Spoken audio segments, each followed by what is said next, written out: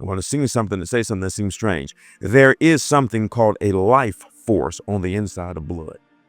This is the reason why those in witchcraft and the occult use it in their sacrifices. And this is the reason why they drink it at certain times, because they do know, and it is true, that if you drink blood, it will give you a certain amount of power in the spiritual realm. That is an absolute fact. Okay. So that's why people overseas understand what it means when Jesus said, only the person that eats my flesh and drinks my blood. They understand what that means. Now, Jesus was speaking symbolically and prophetically, okay? But there is something called a life force on the inside. The life of the body is in the blood. There is a life force in blood, and if you drink it or you use it in ceremonies, it can empower you when it comes to occultic, spiritual things and darkness, okay? You know, and so they drink it a certain amount of times, and they definitely have to drink it to empower themselves. You can drink as much blood as you want to until you blood drunk.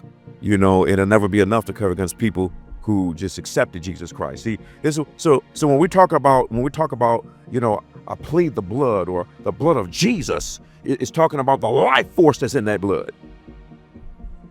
So when you hear people say they get in a situation, the blood of Jesus, it's talking about that power that was in his blood that is so expensive it saved everybody. Activate now.